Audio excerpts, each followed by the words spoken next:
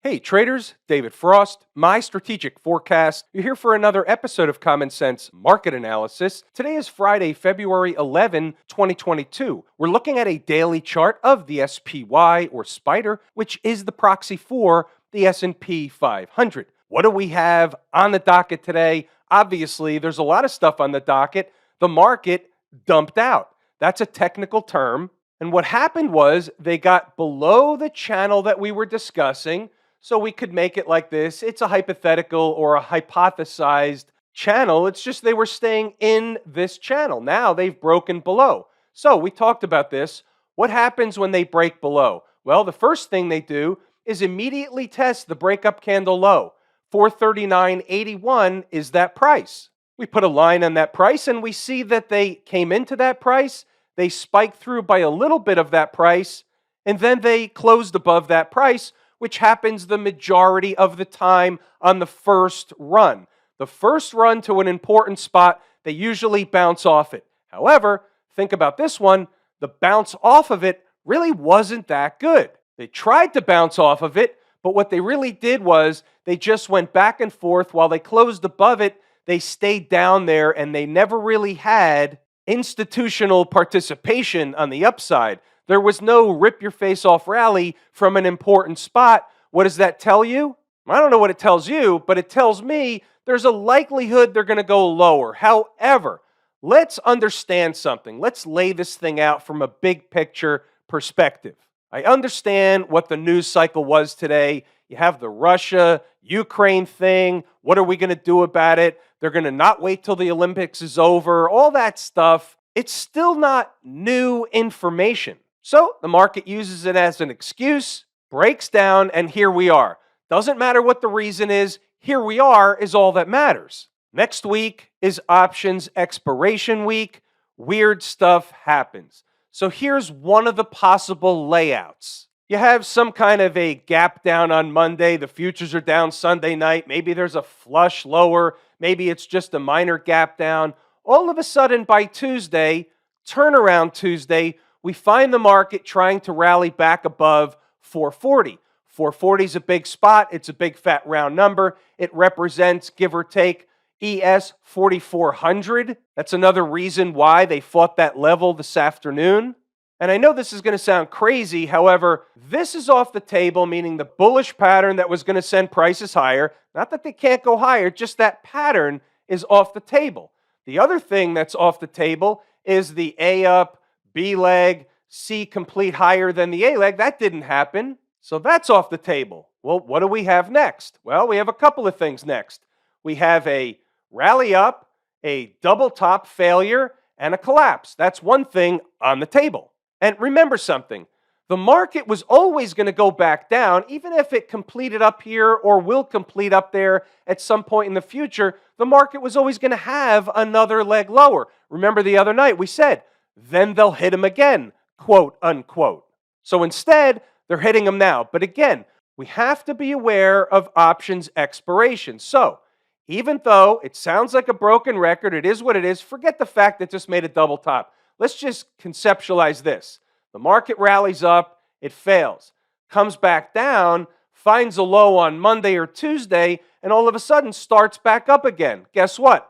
We're back in business with a potential ABC. Don't discount that scenario. We're not talking about them going back up yet, all the way up here. Nothing like that. Just that, don't discount. They put in another low rather than collapse back down. Now, if you wake up Monday morning and they're collapsing back down, well, then that's off the table. I'm just giving you the scenarios. Where is that possible spot? Well, let's use a zone since obviously the market is volatile. You get big swings in both directions. We need a zone for where the market might find garden variety support, which also gives us something where if they get below and start closing below, then something else is developing and the lows would be on the table.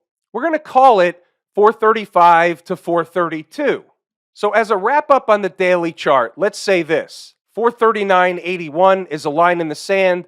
Below that opens the door 435 to 432. No guarantee they get there, but the door would be open for them to waltz on through and head down in the southern direction to that zone.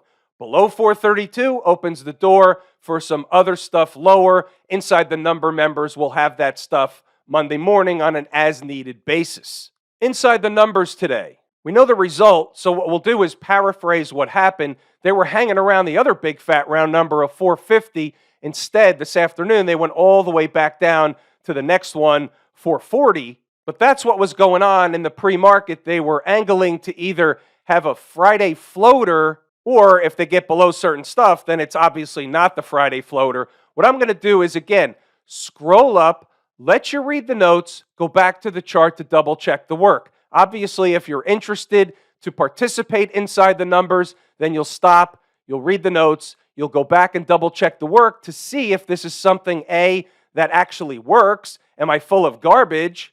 Which I'm not. And finally, can you make money using this information?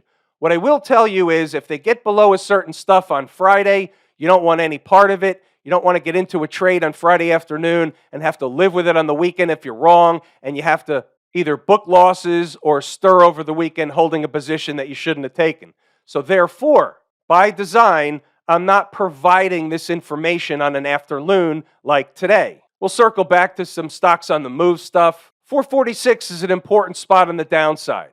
And so check this out. If they get below and they reach 443.83, that's a low that will be short-term Irene from an intraday perspective, meaning if they get below that, what are you looking at? Yeah, 440. So when I shut it down for the day, none of that stuff was happening on the downside. No longer interested in 446 by the time I sign off, so nobody should have been trying to pick off 446. Let's circle to stocks on the move, and then I have something really juicy that I'm going to show you after stocks on the move. We had 4 on the board, CLF, TTDX, and CFLT. We're going to take a look at 3 out of the 4. X did not hit its entry target. Let's look at the other ones, see what happened. Cleveland Cliffs came close in the morning, had the rip-roaring rally away.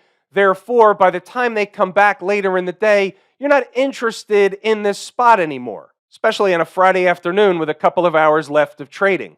No dice. TTD, same routine on the first level, second level too late anyway.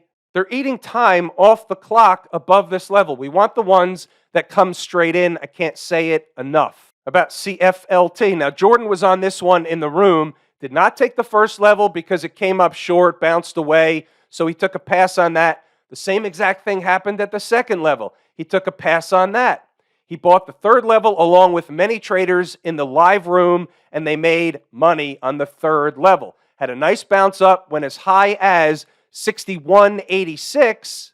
You're pulling in with a stand-up double. Maximum gain of $2.55 in minutes. Traders take profit along the way. You never know which ones are going to give you the rocket ride. Now, we're going to take a detour and go back to the SPY. Why? We're talking about the swing trade. We're talking lazy swing trader. There's a method to the madness. A couple days ago, there was a short trade issued. As long as they got up to 455.50 or above, as long as they didn't get above 458.12, and they did not. This is my inbox. We're focused on the only one you can see. You don't need to see the other stuff. We're focused on Billy. Now, Billy responded to an email today. This is the email about TBT.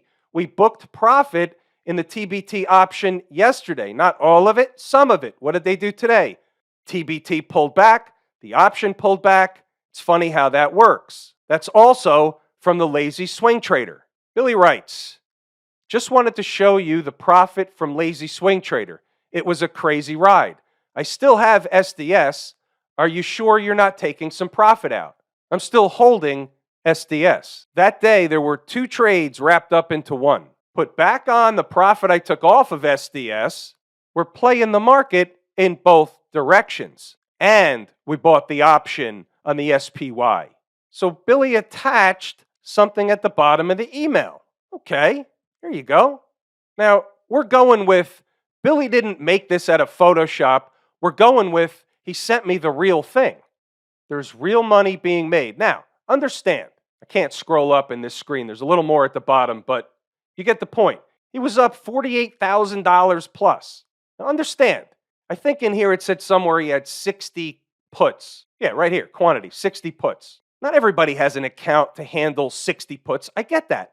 Doesn't matter. The point is, whether your account is a fraction of the size or 10 times the size, it doesn't make any difference. We're working on, does this work? Base hits put you in the Hall of Fame. Sometimes you get a double. Sometimes you get a triple. Sometimes you get a home run. But we're always swinging right back up the box for a base hit. Couple more comments on that. Let's also go with, that wasn't Billy's life savings. Billy knows what he's doing. Billy's a trader. Billy knows how to make money. Billy's taken losses before. Billy understands what he was doing. We're going with that. Kind of like the old Bo knows. Remember Bo Jackson, probably the single best athlete ever to walk on this planet. Nike had commercials back then when he was playing Bo knows, and it was all kinds of different stuff. There was a great series of commercials. Well, in this case, Billy knows that wasn't his life savings. We had an email conversation today. I implored Billy to take some profits today, even though he can hold some for the you never know, but you never know. Have we ever seen them gap higher on a Sunday after things looked like they were going into the abyss in the close on Friday, and all of a sudden everything's fine by Monday morning? That happens. I don't know if it will happen or won't happen following Monday, but it does happen. So when they hand you those kind of profits, you must book profit along the way. That's how we treat this as a business. Some of the traders that emailed me late last year complaining that there wasn't enough trades in the lazy swing trader, I wrote back to you and I said, just hold your horses, wait until after the new year, things are going to heat up. Patience pays. I said that every single time. You don't have to always be in a trade. You should be in a trade you're 100% confident that it's going to work. They're not going to work 100% of the time, but you have to go into it with 100% confidence. Not because something might work and you don't want to miss it. That's not the right approach. IWM. Quite interestingly enough, we still have relative strength in the IWM. Let's take a look at this objectively. Where did they close? Above the 20-period moving average. Okay, at least that's something in the bull side of the ledger. They were down 0.8% today. The S&P 500 was down 1.75%. Okay, that's another thing on the bull side of the ledger. And then you start thinking to yourself, or I'm thinking to myself, you might be thinking to yourself, hey, wait a minute. We've got that options expiration thing next week. Maybe they're going to rip the market up. Maybe the whole Russia thing was not yet. Or maybe it's a sell the rumor, buy the news. Any way you look at it, the IWM is still in a short-term uptrend. So it's in its own channel. This may be bearish eventually, but right now, until it breaks out of this, you could still have one of these working. It could go on for a while. We've seen this before. So as long as they don't break the bottom end of this channel, then things are okay to stay in the channel. Eventually, the channel will break down and they'll go lower, but that could take a while. They could still get up to the 50-period moving average. Remember, next week is options expiration week. I can't say it enough because weird stuff happens. Happens on individual stocks. It happens on the individual indices. It happens all over the place. Not every single options expiration, but it's an awareness, and especially when you have enhanced or increased volatility like we do now, you have to be aware of the unexpected. There is no unexpected. Expect all unexpected. Net, when you look at the IWM and the Qs, which we'll look at in a moment, they're all going to trade together. If the market's going down more than a bread box, they're all going down. They don't have to all go down to the same magnitude, but they're all going to be going down. Same thing on the flip side. We talk about that all the time. Bludgeoned is the term that comes to mind for the folks down at the transportation department. When you look at the weekly chart, what do you see? All of a sudden, you see one of these bear flag patterns beginning to develop underneath the moving averages. That's not bullish, but that is what it says, a bear or bearish, flag-ish pattern to run a test of these lows down here around 14,000. That's what this is doing at present. What about the Qs? The Silicon Valley people annexed over in Austin, Texas. Now, they're in a different position than the SPY. They're leading to the downside. They were relatively weak against the SPY. On the Qs, essentially the door is really open already for these lows. For this low here, which is 337.95, call it 338. You get below that, obviously the other low down here from the ultimate low on the 24th, 334.15. Get below that and they light them up again. Get below this low we just discussed, and what happens? Opens the door for the 100 period moving average. There are numbers in and around that area. We'll reserve those for folks that ask for them inside the numbers or in the live room. Don't ask over the weekend. Leave it till Monday.